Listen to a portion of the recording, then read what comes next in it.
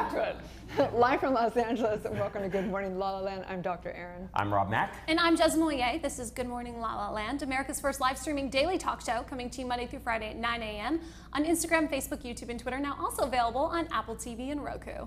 That's right. It is #Transformation Tuesday. We're going to talk about the signs of spiritual awakening. I'm so excited. Let's begin by knowing the truth, knowing that today is transformation. We're always transforming and morphing, and I am claiming my birthright right here, right now, of transforming into anything the hell I want to transform There you into, go. right? I love that. Transformation Tuesday, Turn Up Tuesday, Tapped In Tuesday. I'd like to transform into something bigger and better than I could write or hope and plan for myself. There you go. Right? That's why I burned the vision board when I made it. I was giving it to you, universe. Take over. She didn't burn the man, she burned the woman. No burning man for Jez. No, universe, it's time for you to take the wheel. All right. That's right. I'm all in pink today. I don't know why. I love the pink, actually. It must be Yeah. for 9/11 or something. I'm feeling the love. Yeah, I'm gonna I just do love say the pink. that. It's beautiful. I know, I'm like Yeah. an Easter egg. Was this part of the shopping spree? Yes, this is a designer secondhand consignment store. I'm all about it. I want to be like the role model for secondhand design. It's much cheaper and funner and feeling no guilt whatsoever. You are. You're like the poster child for that. I love that. Well, we're so excited to welcome to this show guest experts who have transformed their lives. Good morning, everyone in the back studio. Hi, how are you today? Welcome to the show. So good. That was Fam. Mierzaki is a serial entrepreneur, an incredible investor. Made his first million at 21. Woo! What? Good morning, Insane. Fam. Oh, man. And the crystal goddess in the house. Emma, good morning, Emma. Good morning. And Emma. Rachel, she is a partner at Gigasavvy. It's the most awarded creative marketing agency in Orange County. Look at you, Incredible. sunshine. Yeah. It's no surprise that she's going to be repping the OC Fashion Week very soon. She's going to tell us all about it later in the show. And Wes Gear, welcome back. It's good to see you this morning. We love you, Wes. We do love Wes. 7th time on the show. Yeah. He's addicted to the show. Yeah. Look at you people. You're so cute. Oh, thank you so much for being here. So, Wes, you know the routine on Good Morning La La Land. We like to know how you start your day. So tell us a little bit about your morning, Wes. Well, if I don't do the same thing every day, nothing changes. So I stick with my routine and great change comes. I wake up, I pray, I ask the universe, God, whatever, to help me through the day, thinking about what I'm trying to accomplish and ask that I be guided. Oh, should we have this? Do Do you need Do this? I need this I don't thing? know, maybe. How you You sound great from here. sound great. I'll tell you that. All right, hey, Good, now man. I got this thing. I look more official. Yeah, I get into a prayer routine, and then I also meditate for 20 minutes, and I invite the answers. I bring a lot of questions into my meditations, and I invite the angels or the guides to answer and guide me. And I also read some spiritual literature in the morning. And then I hit the gym, so it's like very important I do those things. Mind, body, and 11th spirit. step, got to do it. Gotta do it. As this very knowledgeable man once said, he creates a vortex of radness. Yes. Wake I'm glad you brought that up, Wonder who said Jasmine. that. Yeah. Yeah, we do get into the vortex of radness. It's true. We start sharing this energy amongst us, right? You do something nice for me, I do something nice for you. We bring good into the world brings good back to us, and we all share that with each other, and that's the vortex of radness, Well- which is the opposite of circling the drain. I'm in the Spiral. vortex this morning. Are you? right? You feeling it? Oh yeah, Wes, you're creating it for us this morning. So Rachel, how Good. do you start your day? What's your morning routine like? All right. Dun, dun, dun, dun. I am one of those early morning people. I love to get up and start the day with exercise. So even today, living in Orange County, I was like, all right, what am I going to do with traffic this morning? Well, I think I'm going to get up at like 4:30 and come up here, hit Equinox before coming on the show. So that's my favorite way to start the day. It doesn't matter if it's spin, yoga, training with Webb Travis. Shout out to Webb, who's been on the show. Although on the days that I can't work out, it's probably because I'm getting the kids ready for school and doing the whole race to the drop-off. So some days I have to wait, but Kids are their own kind of workout, I think. yeah. It totally is. get Yeah, running in these Christian Louboutins to kindergarten is tough. But, somebody's got to do it. Champagne problems. There Emma, you go. what's your morning routine? How do you start your day? Well, I tend to be most creative in the mornings. So for me, I start my day, well, first, my little dog starts my day. She wakes me up. It's important that she gets attention, she gets cuddles, she goes outside, gets me up and moving early. But then I like to hit my studio early, and that's my time when I create. I do a lot of new designs and just fresh inspiration because I've just woken up from, just kind of clearing my head of everything through the night. So I spend most of my morning just in my space, surrounded by crystals. It's a really lovely place to be. Lots of work, but it's beautiful. And then after that, I transition into my day later on and handle emails and social and like all the rest of the world. But I spend my mornings where I know I'm most creative. I spend my mornings where I need to be. I hear you, sister. I'm completely the same. Right? Fam, are you a morning person? Yeah, I am a morning person to an extent. How do I start my day? I know this question is coming. I started watching Good Morning La La Land. There you go. It's a pretty interesting question though, because they say that the first 3 hours of your day determine your life. So that would mean that the first hour of your day would determine your day. So when I go to sleep at night, when I disconnect, right, I go past the cyborg part of this and I turn that phone off. So that phone does not turn back on in the morning for at least 2 hours. It doesn't matter if the world is burning down, if LA is always on fire. If LA is burning down, it doesn't matter, right? Because you want to be, when you wake up in the morning, you want to be lost with your thoughts. You want to be lost within your reality. People wake up and they answer their phones and they're looking through their text messages.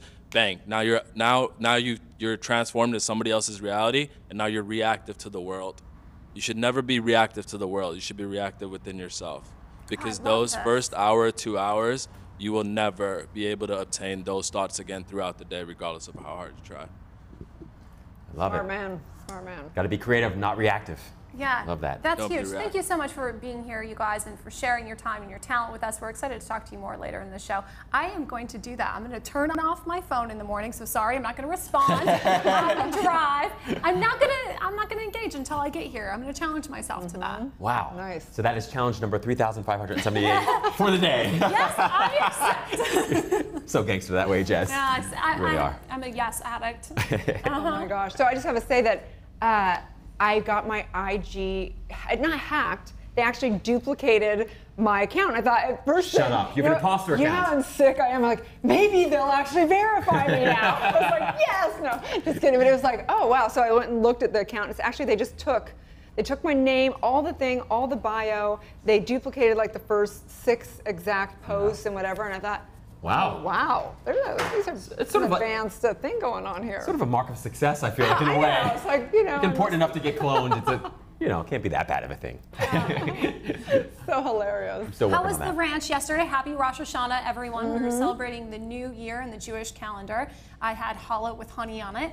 They say you're supposed to eat something sweet to ring in a sweet new year. So challah, honey, lots of chocolate. I use it as a reason to indulge. So Honestly, I It's ate fun. way too much. We went up, Sergio and I went up to a dear friend of ours' ranch up in Westlake, I believe it's called.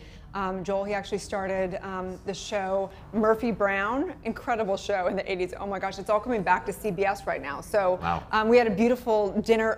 They did a full-on spread. It was New Year's, of course, for their holiday, and they had all the honey and the bread and blessings of the wine and all the stuff. They wore the whole get-up and did all the prayers, and it was really cute because these are not religious fanatics. It was kind of fun. It was like a comedy show. It was really hilarious. So Sounds amazing. it was fun. Celebrate every day that way. Right? Yeah. It was really good. Cool. So beautiful up there. Oh my gosh. It is, huh? Yeah. And didn't you do a Facebook Live too yesterday? You always do a Facebook Live. I do a live.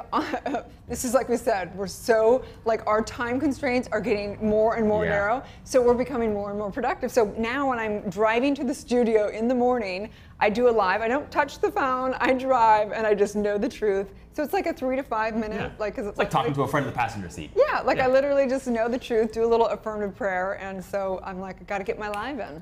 Yeah, love that.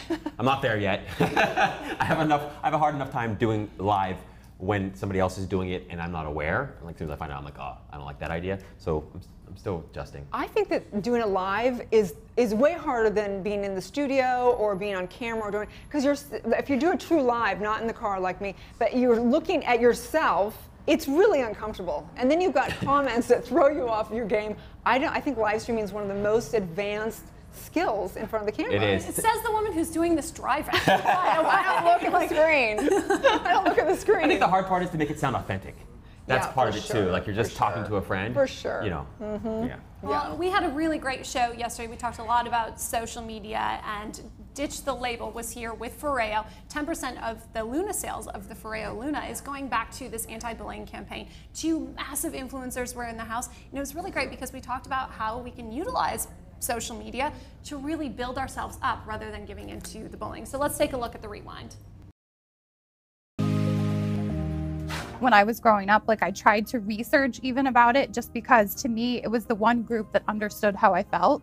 Like no matter what I did to try and get my dad's love, he was never going to love me. Like he was never going to approve of me. So it was something that I could reach out to so other people don't feel that way. And that they are not alone. Like sometimes you think you're gonna be so alone, you're like no one is like you, and there's actually a lot of people who go through the same stuff and that feel the same. So I don't know, I think you just have to open up and first like be honest with yourself and understand that it's okay to be who you are and that who you are is perfect and you don't have to change a thing. How did you do that? Because obviously, I mean, you played tennis for so long, and now having a show, there's a lot of noise. There's a lot of noise on the court. There's a lot of noise in social media. Like, how do you personally do that? Yeah, I don't think it's ever easy because, and you guys probably get this too. It's like everyone has an opinion, and I guess I interviewed Lindsay Davenport once, and I worked with her in Australia. She's an ex-player, and she's just really wise, in my opinion. And I asked her, I said, what's your best advice that you would give somebody up and coming in the game? And her advice was only take advice from the people who care about you, your family, and maybe a friend or two, but for the most part, don't let people, because everyone's going to insert their judgment. No one really knows what's in your best interest, though, other than the people who love you. And as hard as that is, because it is so hard, it's hard not to take things personally sometimes. When I was starting Talk Tennis, I had a lot of, people coming at me with questions and, making me insecure. And it was a bit of a scramble to kind of get into networks or get into people's, faces and who would listen to me and get them to finally understand and listen to what I was doing. What should a person do if they're being bullied? Obviously reach out to other people. It can be helpful, but what would you recommend they do? I think firstly, know that it's not because of you. Secondly, it's super important to talk about these issues. We know that half of those who get bullied don't talk about it because they're embarrassed. Ditch the Label, we have online support mentors you can speak to. We've got hundreds of support guides. It is a really fantastic resource.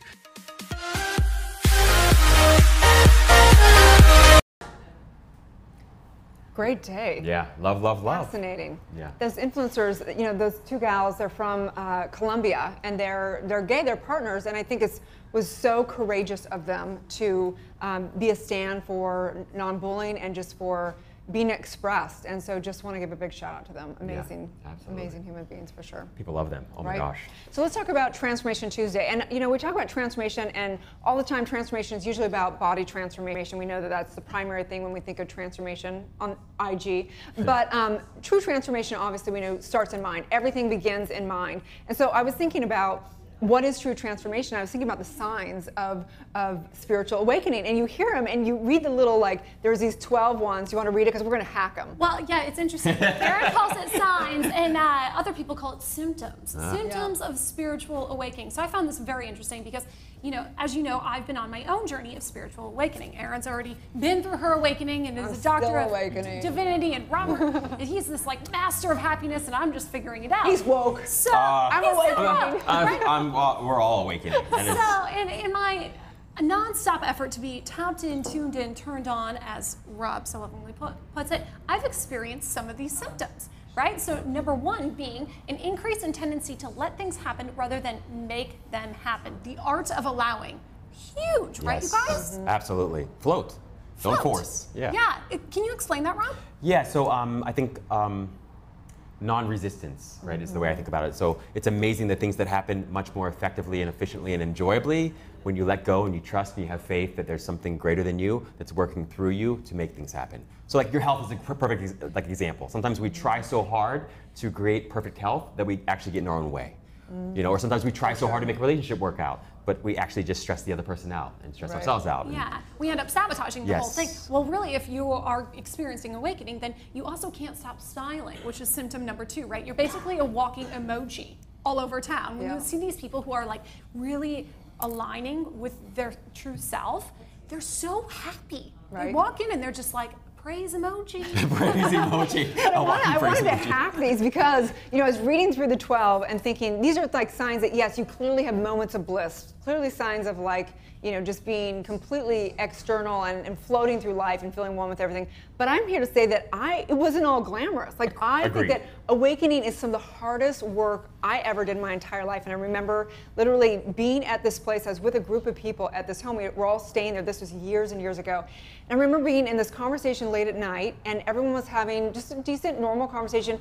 And I just remember thinking, I don't even identify with our culture anymore. I don't identify with, like, what the hell are we up to? We're just talking about nothing. We're kind of just hanging out. Like, it felt like it was just, it wasn't intentional. And I had to literally excuse myself and go to my own room and think something is majorly wrong with me, because it was, I mean, spiritual awakening is shifting through your entire identity, and it's really scary sometimes. Your values shift, everything shifts. Well, because the way you're experiencing life completely changes. You know, some of the other symptoms listed here: loss of interest in conflict, loss of interest in interpreting the action of others, loss of interest in judging others, loss of interest in judging self. So many of these conversations, and you know, when you're typically not aligned with your spirit, are in judgment, are in gossip, are in conflict, drama. If it bleeds, it leads. And I think that's one of the main reasons why you feel so like disconnected sometimes, if you really are just connecting with yourself. Right. It's so true. It's like you become increasingly sensitive to the good and the bad. And so that means that just as, you know, especially in the beginning,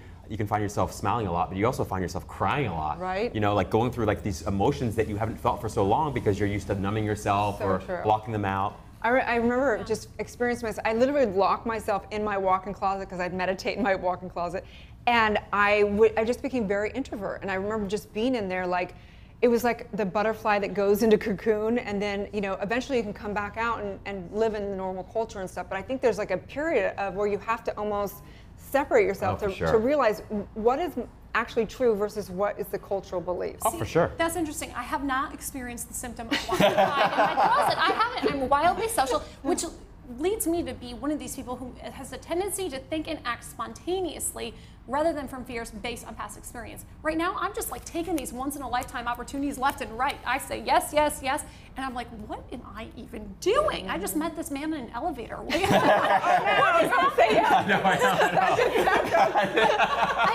I feel like I'm so aligned and in tune. It's like I'm really connecting to these things, and beautiful opportunities are coming from it, right? Yeah. That's how I ended up in New York for Fashion Week. I ended up on the rooftops meeting people and connecting with people, because I wasn't afraid. I just showed up. I think that's it, Jez. I think you nailed it. And really, all of it comes down to a loss of fear, so to speak, or just less investment in fear. And I think a huge part of that is less investment in thinking itself, just judgments, condemnation, any thoughts, really.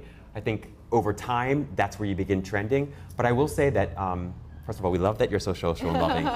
But I do feel that you also are good about taking moments for self-care, right? Don't you think? Oh, yeah. I mean, definitely, maybe not as much as I should. But I think that the point is, like, I think there's a spectrum of it, right? There's a spectrum of awakening. There's awakening and kind of letting go of beliefs, letting go of story. But there's an actual perspective and grading of where, like, you go through a major shakedown, like, and there is a difference. And I think that becoming conscious is one thing, but having a spiritual awakening is not easy. Yeah, I think that's why they call it dark night of the soul, right? Yeah, for sure. And I think that's a really key point to make, is that, so I would say that softly, we trend in this direction of like happiness and peace and love over time, but you can't judge you can't judge your spiritual growth or progress by any particular moment or snapshot in time, right? Like that's the challenge. Like, look at your finances. You're like, oh my gosh, I'm still poor as ever. In fact, I'm more broke. Or like, my relationships suck. They're worse now than ever, or whatever. And so you've got to be careful of taking score too soon and than using that external stuff to measure what's happening on the inside. I totally agree. Well, and one of the biggest symptoms and the most important is gaining the ability to love without expecting anything. And I think you've really been an incredible example of that, Rob. The space you hold with no expectations and just giving love and light is truly exceptional. I appreciate that. It's very selfish, I'll tell you. I do it for me. I'm going to debate this on Friday, actually, because we were watching the Abraham Hicks on what is it called? Uncheatable Uponable. Yes. And Sergio's like, this is a bunch of crap. There's no way anybody can be human. And I kind of agree. So let's actually debate that. Okay. It's a good one. I'm for down with that, right? yeah. Friday feels dating, love, and uncheatable. Get it. Good morning, LaLaLand. So on that note, just knowing that spiritual awakening is a personal journey for each and every one of us. It is different, the experience, and we honor wherever that is. But I do invite everyone to practice compassion for the self today through the process of awakening, because it's sometimes it gets a little ugly, I'm not gonna lie. So excited. I did do a podcast on that this morning. You can go to Dr. Erin on iTunes or all the above, and I dove into spiritual signs of awakening. So I love that. Yeah, let's take a break. When we come back, we're going to get on to the interview. Stay tuned, we'll be right back.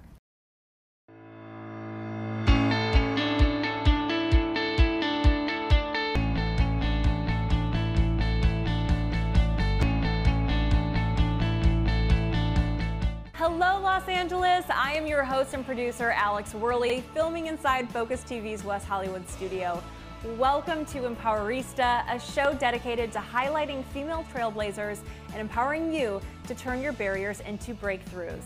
Hey guys, I'm Amy Packrat. And I'm Justin Walter. And this is What's Good, the show that's dedicated to positive, uplifting news from all over the world. We are live from Los Angeles. Welcome to Good Morning LaLaLand. I'm Dr. Erin. Hi, I'm Rob Mack. And I'm Jasmine Moyer. This is Good Morning LaLaLand, America's first live streaming daily talk show, coming to you Monday through Friday at 9 a.m. on Facebook, Instagram, YouTube, and Twitter. Now also available on Apple TV and Roku. It's going to be a Good Morning LaLaLand.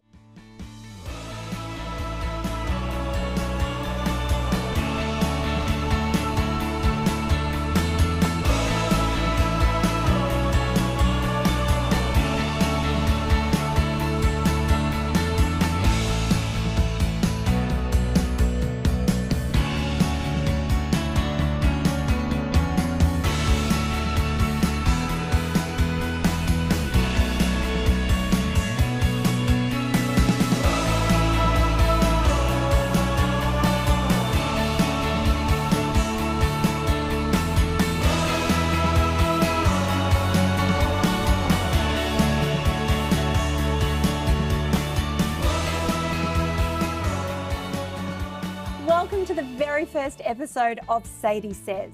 I'm your host, Natalie Sadie. Welcome, Daniel Hall. First episode. I didn't even realize it was your first episode. Hi, welcome to Dr. Erin Show. It's been a while since we've been here, and I'm so excited because we're going to be talking about discovering your purpose and calling, and I have Elle Russ in the house. Thank you so much for coming all the way down here today. Hi everyone and welcome back. I'm your host, Tara Tanner, and this is the Model Mama Show. I'm so excited about our guest today. We have Chelsea Cannell-Briggs, who this is literally a blast from the past, you guys. It's true. We haven't seen each other since we worked together at Fox Sports. Hello and welcome back to the show. I am excited and delighted because we have an amazing guest. So thank you, Janie, for joining us. It's my pleasure. Thank you for having me. I'm a fan of both of you. I'm Jasmine Moyer, and this is LA Unscripted, and I'd love to welcome to my show Mr. Jacques Silverstein. Thank you so much for being here. It's my great pleasure to be with you. This is somebody who went from super nerd to supermodel, so I'm so excited. Let's talk to Anna. Yes. Anna, you were the winner of our very first Viva Glam model search. Yeah, you guys were actually my very first photo shoot. Hi everyone and welcome to Reshape. I'm Allie Landry and I am so thrilled to have our next guest. So I am so grateful that you are here with us at Reshape today. Thank you, Allie. I'm so happy to see you. And you couldn't look more gorgeous if you tried. Today's guest is best known for being the fitness guru on 6 seasons of The Biggest Loser. He's a New York Times best-selling author. Dolvet. Dolvet, we don't even say Quince anymore. It's just Dolvet. It's like one name. Dolvet. You are tuning in to Slay with Rachel McCourt, and I have a fabulous guest, In studio with me is Liza Glukov. She's just been named executive producer of programming at Awesomeness TV. We have perfect lighting. We've got some Spa Girl vodka in case we get a little crazy. Hello, everyone, and welcome back to Millennial Life. I'm your host, Laura Odegaard, and today we are joined by the very beautiful former Miss California and now a TV host, Natasha Martinez. I'm so happy that you're here. I'm so excited to be here. Thanks for having me. Of course. Hello and welcome to The Joe Show. I'm Josephine, and here on our couch today is none other than the heartthrob of Shahs of Sunset, Shervin. Thank you for having me. Appreciate it. Thank you so much for coming in today. Hi, everyone. Welcome back to the Ren Wood Show. I am so excited for my guests today. I have the beautiful Bianca Hayes. Thank you so much for being here, Bianca. Give me a hug. For this episode of Purpose, I'm your host, Brittany Zonker. I'll see you next time. Hola, yo soy Gina Moreno y soy una reportera aquí en Los Ángeles. Para mí, mi pasión es para decir las historias de las personas que han luchado lo imposible. Todas las entrevistas aquí en Focus TV. Hi, I'm Gina Moreno, a reporter here in Los Angeles, and my passion is to tell people's stories, the stories of people who have accomplished the impossible. For all the interviews, make sure to watch Focus TV.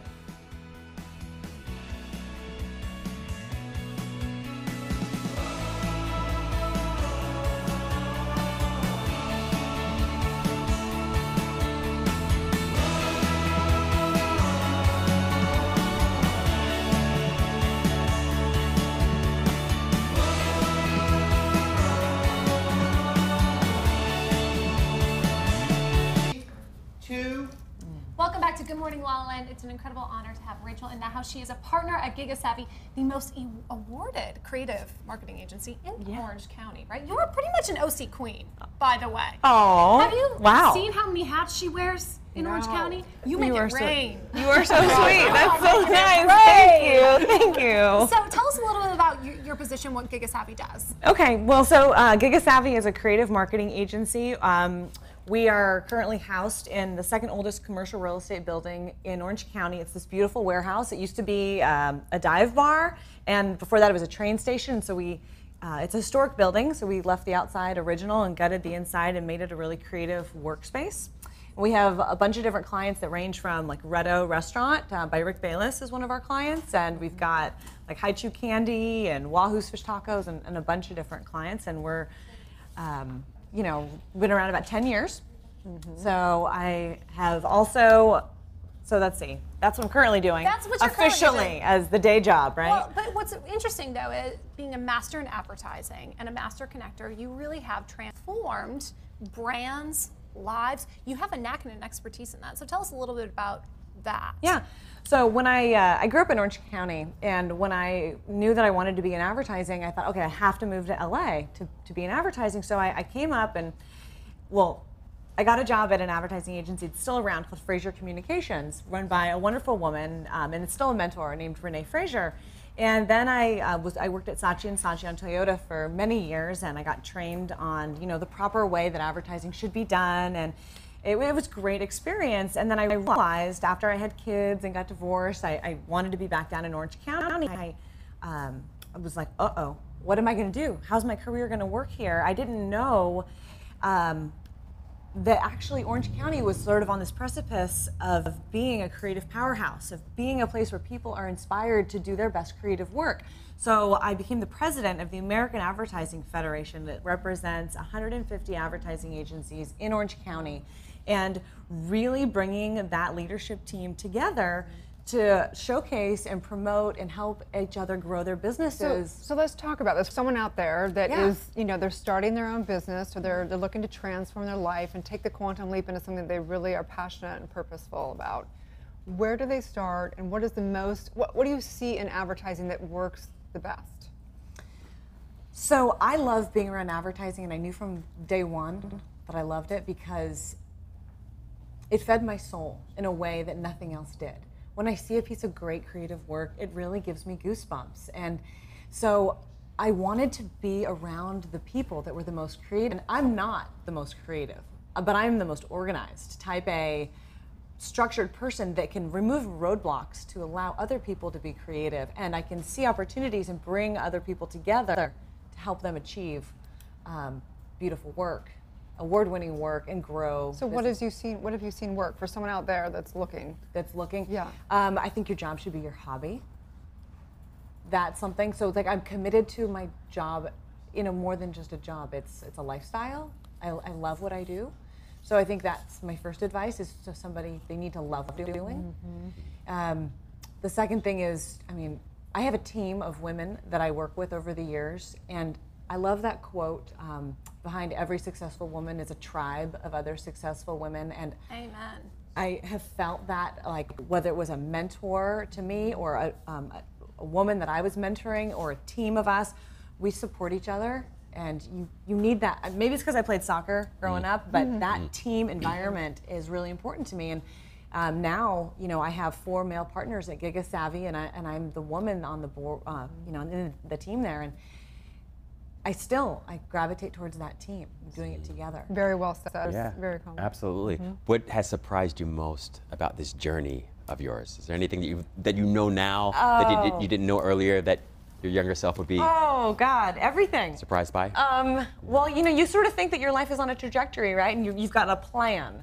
And then the universe... It's not a straight line? no, the universe is like, actually, you're gonna be more like that. Life has its own logic. Yeah, so I think you guys, in terms of transformation, you probably want me to touch on the domestic violence part of my journey. Because it's not my whole story, but it's a part of my story that was really powerful in terms of the transformation. When I was living up in LA, I had gotten married and we'd had 2 children, and I was a survivor of domestic violence. That was what caused us to get divorced and my relocation back to Orange County, and it actually taught me that first of all, I knew nothing about domestic violence, so I became a student of knowledge. I wanted to understand that actually 1 in 4 women in America, 1 in 3 women globally have been victims of domestic violence, and it's the silent crime. It's something that nobody talks about. And once I made it through that, I knew that I could do anything, and I wasn't scared to put myself out there and be brave and take risks and chances and try new things. Before that, I just always was a little bit more like held back. So I was like, all right, I'm gonna run for president of the Ad Federation. I'm gonna start my own business. I'm gonna, lecture and mentor students at Chapman University. I'm gonna, someone asked me earlier this year, hey, will you host the Orange County Fashion Week that's coming up at the end of September? Sure, absolutely. I have no fear to say yes and to do things. So many women, though, when they escape a situation similar to yours and get out of an abusive relationship, don't have that strength, don't have that courage. What was it that gave that to you, and what would you tell those women to do? It's really common. You're absolutely right. That's a reoccurring problem. Well, I went into therapy right away with a wonderful woman named Alice LaViolette that specializes in domestic violence. So she was really helpful. My friends and my family were really supportive. And just taking the time to really process what you're going through and giving yourself time to heal. I don't know, I don't think there's magic trick to anybody. Like my son was, 8 weeks old when this all happened and my daughter was 2. So I was like full-time mom, didn't miss a day of work while this was all happening, but just getting, again, a team of legal experts, a team of therapists, a team of your family, everybody together to surround you to help. It's interesting because, taking domestic violence and then knowing that, the empowerment that can come out of that, and then going into marketing. I feel like the world is dying for truth. Is dying for authentic brands, is dying for brands that are raising people up and not just traditional corporations that are just taking from everything.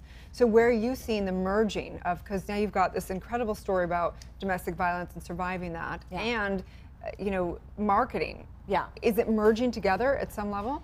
Absolutely, it is. And because I was fear happened, I had read a book called Crazy Love. I was on the best-selling list. I've been in that book. Okay. It was by a wonderful woman named Leslie Morgan Steiner, and she lives in Washington, D.C., outside the city. And I, totally fearless, right? I read the book, and I called her. And I said, hey, I just read your book. I loved it. Can I come interview you and get to know you and learn from your story? And she was like, sure, absolutely. I flew across the country, went to her house, like got to meet with her and talk to her and learned about how she has like really been an advocate for women for all these years, because she's a little bit older now, but she went through this a long time ago. All right, so that's part number one. Part number two, and then I'm going to connect it. Okay, cool. Okay, so part number two is a very good friend of mine, and this has nothing to do with domestic violence, but it does have to do with female empowerment, named Kat Gordon. Started the 3% movement a few years ago when we realized that only 3% of women in advertising, the creative director role, only 3% of them were women. So she started this movement to raise awareness, and they do a conference every year in the fall, and now they've started doing like mini conferences all over the world, and we're up to 28% female leadership in the creative department. So in terms of advertising, to circle back to where this is all going, whether it's writing a book, whether it's giving interviews, starting a banding together, I just think that there's power in numbers, and there's powers in having those courageous conversations that are beyond just like an 8.5 by 10 glossy of like, hey, my life is perfect and everything's wonderful all the time. It's not perfect all the time, and I think because the world is so curated, we don't always sit down and say, hey, actually, you know what? I've been through some stuff. You've been through some stuff. You've been through some stuff. I'm sure we all have. So to be able to put yourself out there and talk about it. And that's good advertising as far as I'm concerned. When someone gets real and they relate and whatever is so important. So where can people find you and work with you? Okay. So let's see. Rachel at gigasavvy.com. RachelSwoboda.oc is my Instagram handle. Let's see, I'm going to be hosting OC Fashion Week. Oh, by the way, I should tell you, the shirt I'm wearing is by Dawn Sunflower, and she is one of the designers being showcased in OC Fashion Week. You're on brand. Beautiful. Yes, I'm helping her out. All her clothes are organic silk, and they're made in Orange County.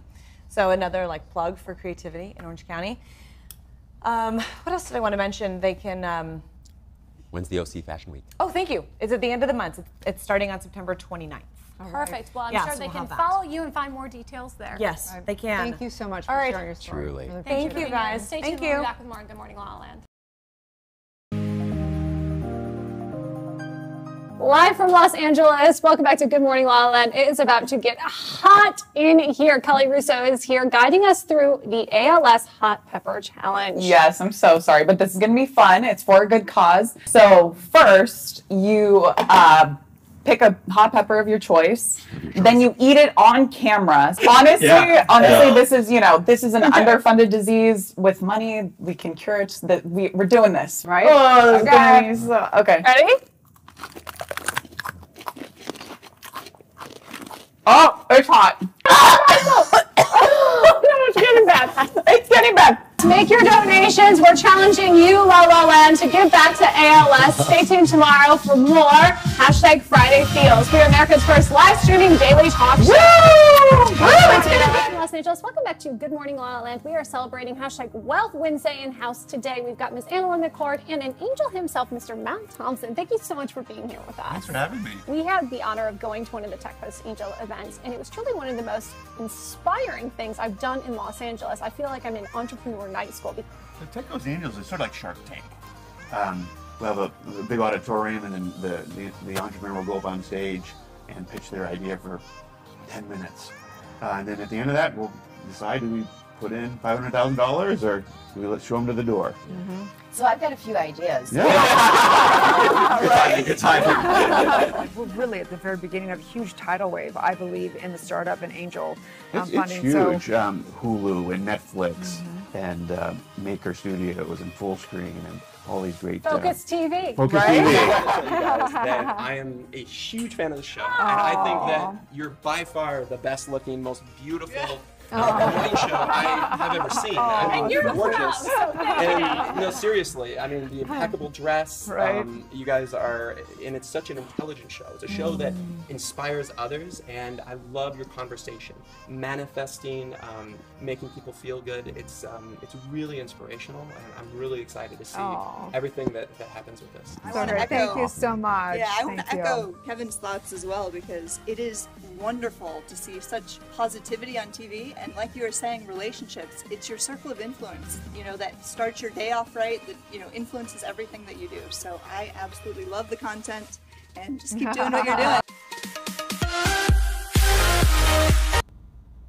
Welcome back to Good Morning La La Land. It's Transformation Tuesday, and no better way than transforming in recovery. We have Wesley Gear in the house, a dear friend of ours who has Rock to Recovery, the platform, the radio show. He is Rockin' to Recovery. Yeah, that's very true. I definitely am. Welcome back. Welcome back. Thanks for having me. I love you people. We love you. I love Thank y'all. you so I love much. y'all. So Wes and I went for a very transformational experience. We went to this incredible sound bath. Sound bath. And it's very true to brand. The music was so healing. And that's what you're doing with Rock to Recovery, right? So tell everybody a little bit about it. Right. So I went to a treatment program, a rehab, if you will, and there wasn't music there. We were drawing pictures, yoga, and guys were farting during yoga, not taking it serious. I was very mad about that because I wanted to yoga. Yeah. But there wasn't music. But I had my guitar, right? And in our breaks between classes or whatever, I would play guitar, and I noticed this cliquey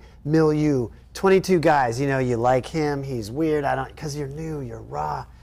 It brought us all together. So that stuck with me, like, why are we drawing pictures but there's no music? So I got sober. I got the gig with Korn because I was sober. And then when the original guy was coming back to Korn, Brian Welch, I was like, what am I going to do now?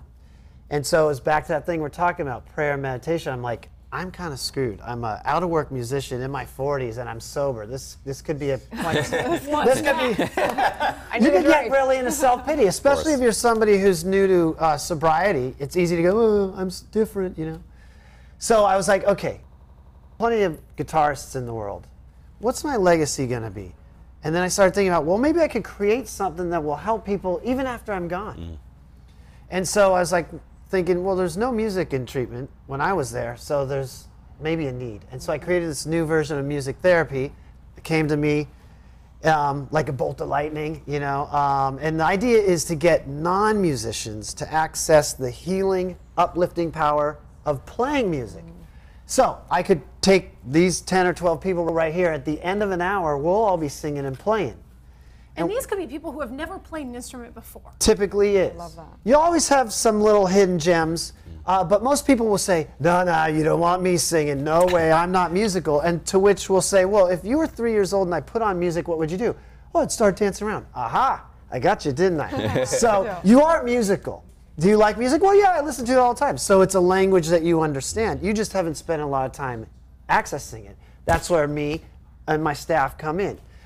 So somehow I got lucky enough to create this concept. So I want to talk about something because I know obviously we want to talk about your event, we want to talk platform, but I think it's interesting because the one thing about being sober, and I'm not sober, I'm not an alcoholic, but I choose to not drink majority of all the time because it's challenging. Like it challenges me to get hobbies and to do things because if you just default to alcohol, you know, then it's just like it just takes away all boredom, it takes away all those things. So talk to us about somebody who either needs to get sober or someone who, you know, is considering not always having their life around alcohol. What is it like to be sober and what's the lifestyle? Because this is really what your brand's about. It's about a lifestyle that comes with, you know, not having insanity in your life, basically. Yeah, well, for a guy like me, like you're saying, I couldn't stop. It got to a point where even when the record labels were coming, even with the biggest show of my life where you'd think, one night you'll take it easy. Nope, I get arrested. Like, it was bad. Yeah, but what we talk about is the vortex of radness for many struggling to give it up. Like, I can't imagine a life without wine or Adderall or heroin, whatever it is.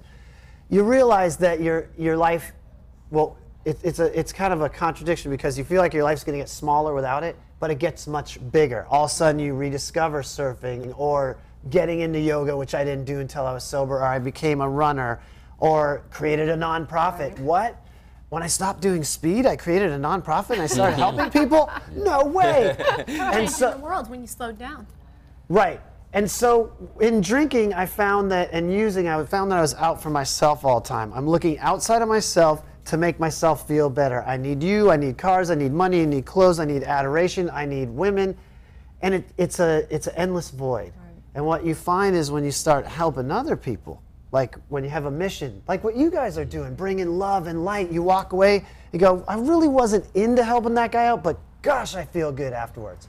Which is the opposite of, I want to get drunk, and now afterwards I feel like, you know what I mean? Yeah. Horrible. Such a great point. It is such a great point, and you know, it reminds me because when I first started my sort of journey, part of the invitation was to become more selfish about my life because I realized I was sort of giving it away, but giving it away from a place of like it's something I should be doing and I should be doing for other people. But I realized that over time, when I started doing things for other people and sharing of myself more generously, I was the one who benefited no matter what, and I benefited first. Yeah. Right? Yeah. So talk about that piece a little bit, because I think that can be something that people don't realize, that it's something that feels good for you, Wes. Like you love doing it because it's good for you, it also happens to be good for other people. Yeah, and it feels counterintuitive. So for a guy like me coming in to get sober, I'm like, my life's a mess. I, have debt. My car was repoed. Nobody wants to talk to me, right?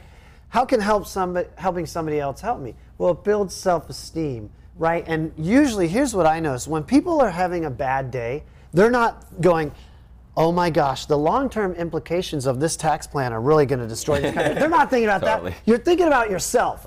I'm ugly, I'm fat, I don't have this, I need that, I want this, you know what I mean? It's just self-centered fear or just, unfulfillment.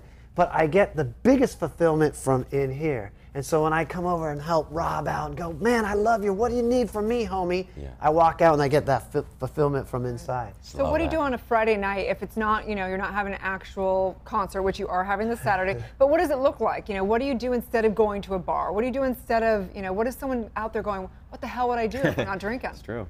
Yeah, well, I'm a workaholic, so I'm so into what I do. I mean, I love my career is my passion, is my joy. I love creating, I love helping other people. So I'm a morning person. That's where that's my party time. It's like the coffee and all that. I'm into it. That's my favorite part of the day. Don't bother me.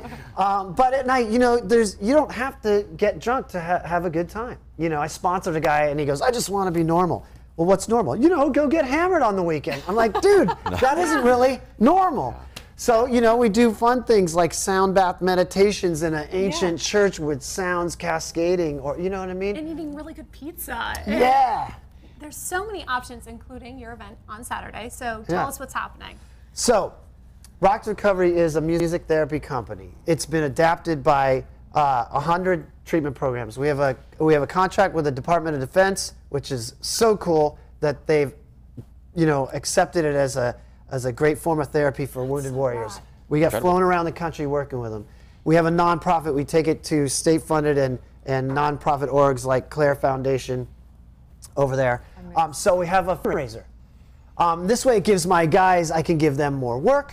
And we can give away what we do for free to people who or programs that would never afford something like what we do, right? They don't have the funding for it. So this concert is kind of twofold. We first honor a sober musician of sorts or an icon, right? Showing that you can be an artist, a DJ. So this year we honored Mike Ness from Social Distortion. We honored Corey Taylor from Slipknot and Stone Sour. This year we're honoring Moby, right? He's sober, he's super rad, and he'll take the award and kind of share like, hey, y'all, my life is amazing and I'm not loaded. It's a sober event because I wanted to give back to the recovery community, right? Showing that you can have an amazing time. In the past, we've had Guns N' Roses guys and Stone Temple Pilots and Billy Idol's band guys play, and it's a sober environment with celebs on the red carpet. Right. So this year, same thing. We're also honoring my friend Tommy Vext. Do I have a second to tell his story? Yeah. All right. So Tommy Vext is a homie. He struggled bad like many of us musicians. He makes this new band. They're going to remake the song Zombie by Cranberries, right? Yeah. They send it to Dolores O'Riordan just to see. She goes, I love it. I want to sing on it. She ODs the day she's supposed to go in the studio and sing with them. They're like, what do? Do we even release it now? They did a little soul searching and decided we're going to put it out. I'm getting chills right now, and donate proceeds to her children. He gave her children a check for, I'm still getting chills, for $250,000. And this dude's a sober dude, and just another, it gets me choked up. Yeah. It's another testament that he went from too much cocaine and booze being a punk on people's couch to this massive band. The song went #1 in 17 countries. Wow. And it's just, like I said, so we're honoring him. Steel Panther will play. And it's a sober night for a great cause, and you walk out going, you don't have to be drunk to have fun. And I want to give a shout out to Jenny Strait, who is a friend of both of ours, and Lynn Strait, who has passed away. Just knowing that not everybody's recovering from just alcoholism. I've recovered from bulimia and from real kind of codependency. And so I just want to say thank you for all of your work. Huge industry, big shout out to everybody that is doing their part. Right. So important. And so last thing I'd like to say is, like, we have to understand that you're not different. I love you had a segment on that. Oftentimes, if it's gambling addiction, sex addiction, bulimia, it's really all a manifestation of the same thing. The solution is very much the same. It's finding that internal spiritual fulfillment, and then we recover and get into the vortex of radness. The vortex of radness, that's right. I love you guys so much. We'll see you on Saturday. We'll see you Saturday. Where can people get tickets or donate? Rock 2, spelt out, Rock 2 Recovery, right? Can you see that? That's right. .org. Yeah. Perfect. Yeah, we're sold out. Amazing. There Stay tuned. We'll be back with more Good Morning La La Land.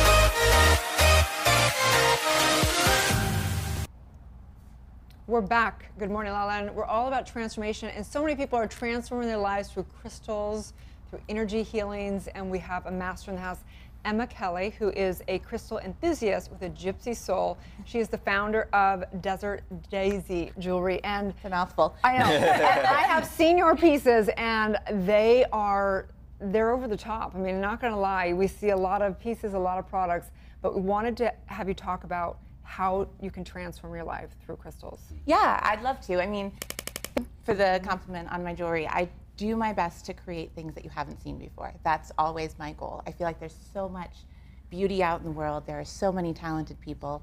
I really try to create something unique because I think that's kind of the mission of my brand. So for many people, whether they're just getting started with crystals, whether it's something they've been into for a while, it can really be an emotional, moving, life-changing experience.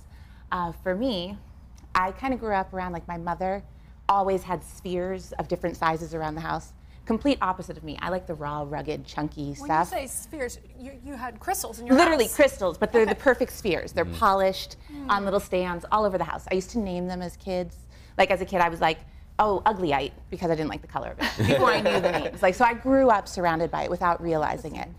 I kind of got away from that. I had my whole path where I was a physicist. I wanted to be like a scientist and normal, and didn't really embrace. Never worked what that normal thing. No, it totally didn't. It took me a long time to figure it out. But when I did, it was through crystals that my life changed. I started making these pieces because I felt compelled to. And it shifted everything. I started making jewelry just for me, and it changed my life. I quit my job. I now do this full time. I get to work with, like, really cool, creative projects, and I did it just because I was in tune naturally with what these crystals could offer me. So what can crystals offer you? Yeah. Because You know, it's very La La Land, and I know my mom in is. Michigan is saying that's a pretty rock, Jesslyn. It's not going to change your life, but it can. It can, and there's a couple of school thoughts on it. Like even if there's the whole idea of the crystal energies, and I see it way too much to not believe it. I do shows, I interact with my clients all the time, and they will intuitively draw the stone they need. They will look in like all my jewelry, pick the piece they love, and then they tell me what they have going on in their lives, and it's what they need. They knew it by just spending time with the crystals. Or they'll buy a piece and then send me a message a few weeks later like, since I started wearing this, everything's changed. So what do you think is, like, how much of it is in the mind? Because if I'm wearing a stone and it is the intention of healing my heart, then in my subconscious, I'm kind of having that intention. So Exactly. how much do you, because as somebody who teaches science of mind, I teach, how the actual subconscious, how much do you actually think that it physically does something? I don't know personally whether it's mind over matter. I know that I interact intuitively. Nobody tells me that this crystal's going to do this, which makes me think it can't be all in my head. But I also know the power of like your thought. And so if I tell you, if you wear an amethyst, it's going to keep you calm, then every time you wear that piece, put it in your pocket, see it in your home, you're thinking that. And so if all it is that reminder for you to like take a moment and breathe and center, if I tell you that smoky quartz is grounding, and you know that, and you put that intention in the piece, I put that intention, you think of me when you wear it, you think of that, it's enough. So whether it's the actual stone or the process, it doesn't matter. What matters is it That makes works. sense to me, right? It's like having a really pretty symbol of remembering your intention. Yes. And I can get that completely. And I'm super scientific. Like that was my whole old world was like physics, and it had to all be proven. And so it's a very strange thing for me to say, but I do definitely have a belief that there's something more at work than just what I'm saying, because I see it all the time. And people have used crystals for thousands of Oh, years. yeah. This isn't something new, it's something that's just trending. I mean, ancient times. Oh yeah, one of my favorite things. So we talked about amethyst being calming, and it's a meditation stone, and it's supposed to be soothing. The ancient Greeks used to carry amethyst as an amulet against intoxication. So they thought, if I carry amethyst on me, I won't get drunk. I have it on a ring on my left. I'm married to the. I say I wear my amethyst ring as well. Addiction There and you connect go. to divine. That's right. But if you think about it, the undercurrent of that is the same. So you have this ancient civilization that's saying, I won't get intoxicated. Well, they still drank. I mean, it was Greece. But what happened is they weren't getting rowdy. They weren't getting, so whether it's not necessarily the same exact thing that we put with it today, but it's these civilizations that aren't connected still have the same kind of purpose behind it. Right, I'm a believer. Like I've had shamans and got my 9 rights in shamanism, and you do go on the chakras and you work with crystals, and it works. Like it definitely shifts things. But it's different to just wear it as jewelry. I don't know how much it's really doing. I'm sure at some minute level, of course it is. Well, there is, and I do design my pieces. I design them with the thought about what stone is where. So I'm wearing one of my new fall pieces. Beautiful. Thank you. It's smoky quartz and garnet. And I chose this piece today because I am not used to talking in public. I'm behind the camera in my photo shoots. This is very unusual for me. So I wanted to pick something to wear at my throat chakra that was grounding and stabilizing. So when I design pieces, I think that way. And That then piece I is actually definitely working for you right now. thank you. You're having no problem at all. Thank you. And I actually have a couple of pieces that I brought to show because it's that same thing. Oh, how beautiful. I have to show this package, by the way. Look at the feather. This just speaks to me. So I started making this packaging back in the day when I first started, and I haven't stopped. So they're like a craft day for me when I make just bulk packaging, but I love sending things off in a little Is there any gift. symbolism behind the feather for you? Feather is, like a feather in general is a message. And so that same thing that if I'm sending this out in the mail, there's the idea of the intent. And I want that to go with the piece. So even if you haven't met me in person, I want you to feel what I'm bringing into this piece and sending out to you. It's not a random piece of jewelry. I do make them, they're to be worn as jewelry, But for example, this is one of my lotus flower pieces. So beautiful. Love the color. So And that's giving a moonstone. shout out to Raquel, who actually introduced us at the event downtown LA with Badassery magazine, and she was wearing a piece of yours, and I went, where did you get that necklace? Because this huge chunk of amethyst in this rope. Yeah, it was very over the top, and I was like, I gotta have that. This is Thank you. stunning. This is another piece. This is the Divine Feminine. This is the collaboration pendant. So I know you guys were earlier talking about women supporting other women. This piece was my International Women's Day launch. I did a Divine Feminine collection, and the whole idea behind this is women helping other women amplifies. So that's what this pendant is, and Girl power. Yeah, it's funny because people will tell me that they see other people wearing them, and they totally like connect even if they don't know each other, and it's a really fun moment for me. So even like with the lotus flower, this is another one with symbolism. The lotus flower grows underneath murky waters. Every day opens its petals, fresh, new, untainted by its surroundings. And so this again is meant to be worn near the heart chakra. This particular moonstone is for intuition. So it's kind of keeping that close by and wearing it so that you trust that who you are, what you have to offer is beautiful, is all you need. And that's kind of my mission in my jewelry. So it is meant to be more than just a pretty piece of jewelry. But you do have, there's a lot of options out there, but I like to think that mine really symbolizes that. And I do a lot of work with creative women. I'm launching my fall collection this Saturday. Congratulations. Thank you. I'm very excited for that. It'll be on the website the following Monday. But the fall collection launch party will be in Las Vegas, and we are, as part of the party, we're raising money for Safe Nest, which is a Las Vegas charity for domestic violence, or against domestic violence, I guess you would say. So I'm really excited to be able to do something like that and give back. And I have a lot of my fellow creatives in Vegas who are helping me put this together. So I'm really hoping that that will go well, because this will be a big thing for me. I'm really hoping that as my jewelry line continues to grow, and I really find those places I can give back. These are two examples I brought because of the meaning and the symbolism I wanted to share, because I think it is special that way. But I will tell you, my stuff is very big and over the top. So there's a lot of unique, one-of-a-kind pieces. I wish I could bring them all. Where can people find your designs? You can find me on Instagram at Desert Daisy Jewelry, or my website is desertdaisyjewelry.com. Really very easy to find. You are a Desert Daisy. Thank you for being here. Thank you guys so much. We'll be back with more. Good morning, LaLa. Odegaard, and today we are joined by the very beautiful former Miss California and now a TV host, Natasha Martinez. I'm so happy that you're here. I'm so excited to be here. Thanks for having me. Of course. Hello and welcome to The Joe Show. I'm Josephine, and here on our couch today is none other than the heartthrob of Shahs of Sunset, Shervin. Thank you for having me. Appreciate it. Thank you so much for coming in today.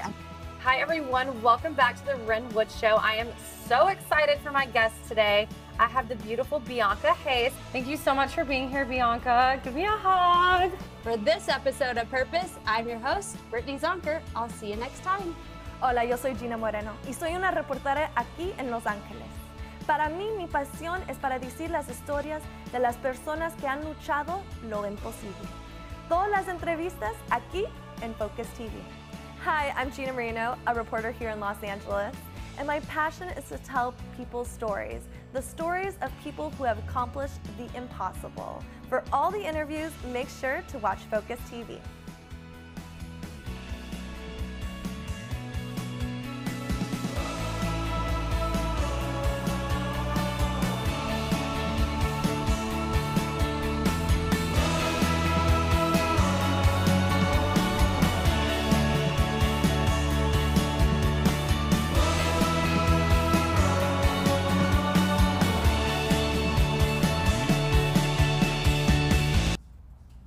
Live from Los Angeles, welcome back to Good Morning LaLaLand. It's an absolute pleasure to welcome to the show Fab Mirza. You are an incredible serial entrepreneur, such a light. I am dying to know, how did this journey all begin for you? First million, 21 years old. How did the journey begin? Where did this begin? Were you born a businessman? I don't know if I was born a businessman.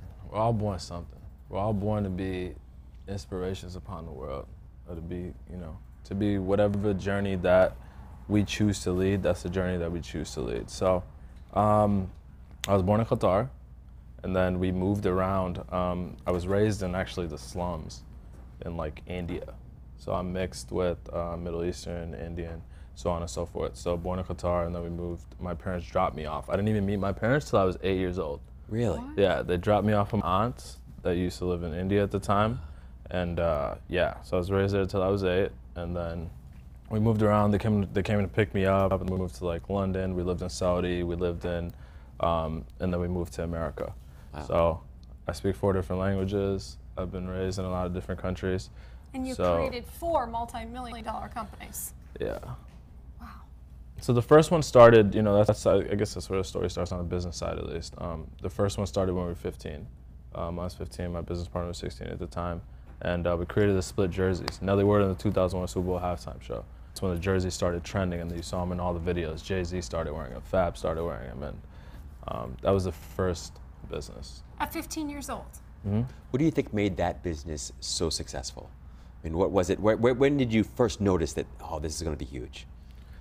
I mean, that's just, you know, it's one of those things, like when you start any business, this is just about doing it. No idea comes out fully formed, regardless of what it is. It doesn't matter if you're making Tesla, you're making Facebook, you're making Spotify, it doesn't matter how big the idea, how small the idea, no idea comes out fully formed.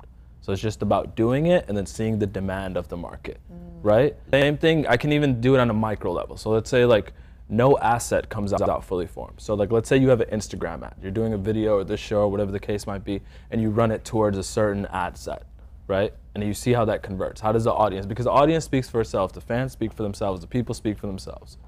And that's... It's such a good point, because I know in my life, for a long time, I waited until my idea was perfect, or whether it was a book idea, whether it was a TV show thing, I wanted it to be perfect before I was ready to launch it. And that was always a major challenge, right? So it's such a great point to remember that, you know, everything is first a baby before it becomes an adult. Exactly. Always growing. I mean, perfection, when you say perfect, I mean, perfection is in the eye of the beholder. Beauty is in the eye of the beholder. So that's your perception on it. She might not think it's perfect. She might think that looks terrible. So for you, you know, transforming something from where you think it is to having it go out and birth it to the world, do you come from an inspired space, or are you looking to the world to see what they need and what the demand is? When you create an idea, when you create a company, or when you wake up in the morning and do anything, you should always follow your passion, right? That's the #1 key. And I tell people this every interview, anything I'm ever on, like that's the #1 key. If you're not passionate about what you want to do or what you have created, right, you will not be successful. You will eventually burn out. If it's about fame, you know, you get tuned out, right? If it's about the money, you might get burned out. So what's your passion, fam? My passion, I have a lot of passions. I mean, at the end of the day, my larger cohesive vision is to impact the world, you know, as much as I can before I leave. That's it. I mean, I think all of our passion is to leave a legacy, right? For sure. And I would argue the guy that's probably done it the best ever is every single phone that's being held over here. You know?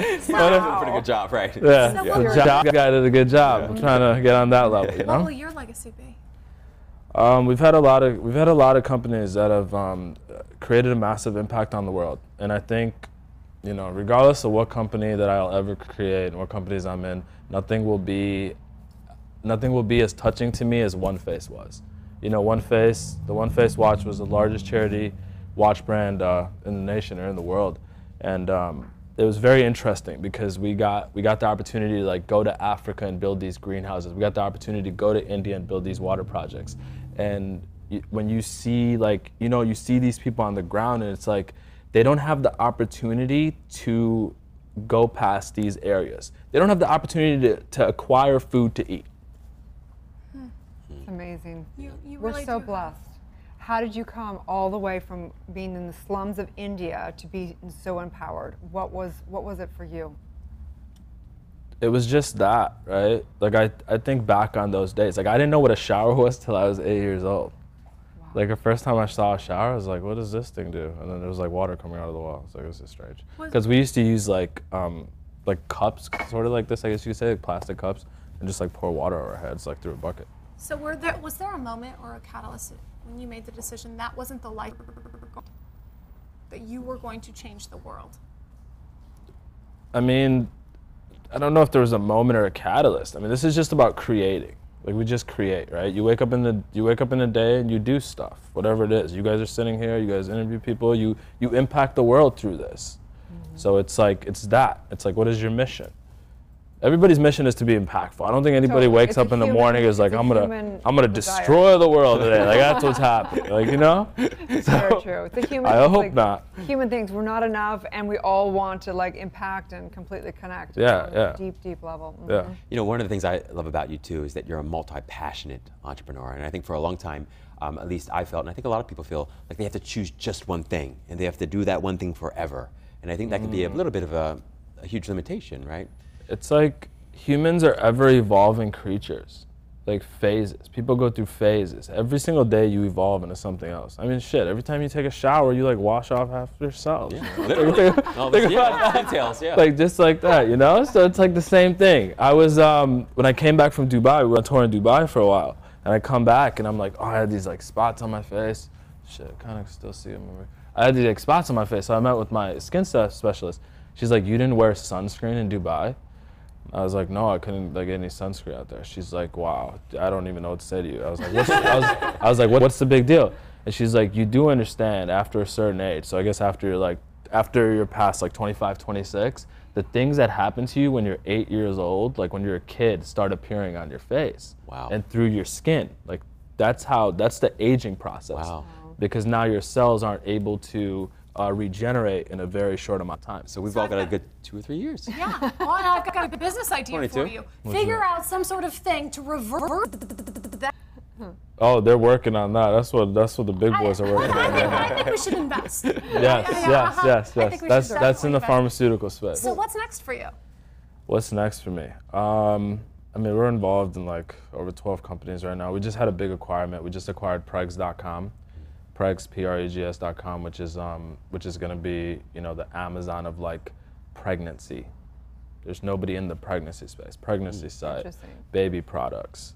Pregs. Yeah, Pregs.com. Pregs. Yeah. I mean, it's a 5-letter domain, so you know, it's like anytime you deal with like 4-letter, 5-letter domains, it's like, I went to my team. I came. I was like, listen. 5 projects are being dropped today. We just acquired Pregs.com. The deal's done. We're fully out.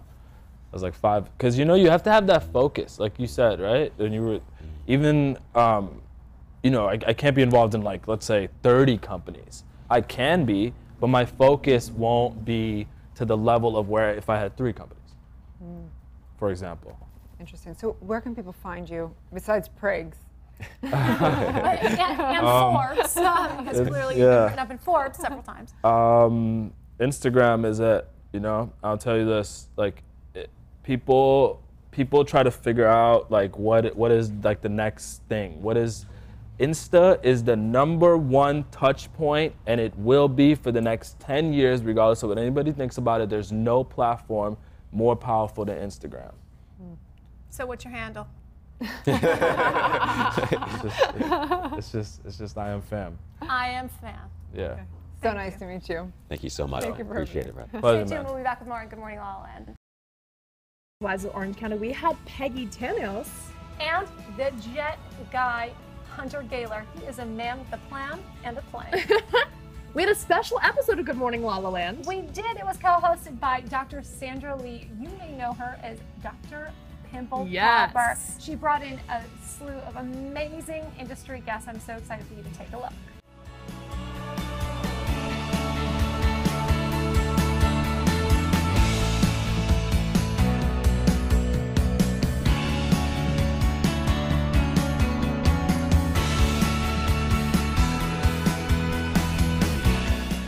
Have a divine day. It's going to be a Good Morning La La Land. And of course, we have a lot of fun here at Focus TV. We have a blooper reel hosted by Brittany Zahn. The change is starting happening. It's nope, bad take. Nope. Oh, sorry, I messed up. I was talking to the guest. It's a little fast. Bet you don't have one of those in your phone. Nope. Andy's like, damn it, I'm doing things over here. Usually I'm a one-hit wonder with my videos, but right now, How many takes are we on, Andy? Woo! Okay. I think it's maybe take 12. Nope. Messed up one word at the end. It's gonna drive me insane. Listen, I've never done so many takes in my life on one video. That was a good one. Good? You like that one? Are we gonna do a blooper reel? Andy's like, you're already on all of them. Thank you so much for tuning into This Week in Focus. We're hashtag community powered.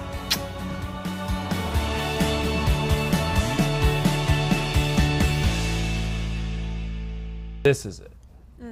Welcome back to Transformation Tuesday on Good Morning LALALAND. We've been talking all things transformation. Question of the day, what's the single most important tool that you've discovered or used in your own personal transformation? Maybe we'll start with you, Wes. Oh, man. Yeah, I had to call on you, man. I called it. Going back through my past and seeing where I wasn't a victim and realizing that I can empower myself by looking at my part in everything that happened in my life and finding out where my character defects were, right? And not beating myself up on them, but knowing that I can, once I know what they are, I can work on them and become a better person. Making peace with that past was really nice for me. Wow, that's huge. Thanks for that mic, actually. Yeah. Want me to return the favor? I'm here to help. Yeah. Oh, great. Got your back. Feels so official, doesn't it? I am flexing it. Excellent. What was the question again? Yeah, just what's worked for you in terms of making changes in your life? One thing that's helped the most. Besides hanging out with us. Yeah, obviously. Well, I mean, this is today. Yes, the game changer. Yeah. Really. No, I'm going to go back to how I started this with what I do every day. It's the exercise. Without it, I kind of go a little kooky. So, staying true with my yoga and my spin and my running and just staying active, it keeps me sane. Yeah. So, gotta have it. Lots of empirical evidence to support that, by the way. Yes. Yeah. So, not the only one. Yeah, for sure. All right. What about you? Round we go. Oh, I think I'm still mic'd, so I might be dual mic'd right now. Oh, there. Clear. What's your secret to transformation? I think having faith in myself, really everything in my life shifted when I realized that what I have to offer is unique. And if I stick to what makes me who I am and not try to fit in, not try to be something I'm not, I can produce something that the world needs. And I think everybody kind of in a way needs to find that in themselves, because the world is meant, like, we're all here. We all have something completely different to offer. And if we all put that forward, we've got everything we need. It's fire. What about you, man? What's the biggest transformation tool in your life? What's this? It's focus, right? Focus. Perfect. Success is the ability to monetize on your minutes in a proper fashion. That's all success is. The average human only lives 26,000 days. What will you do with your today? Hopefully watch Good Morning LALALAND. All right. That's part of it. First live streaming daily talk show coming to you Monday through Friday at 9 a.m. on Facebook, Instagram, YouTube, and Twitter. You can also listen to our interviews available as a podcast on iTunes. That's right. We're waking up the world together. Have a beautiful Transformation Tuesday. Please like, share, and comment. It's going to be a good morning, La La Land.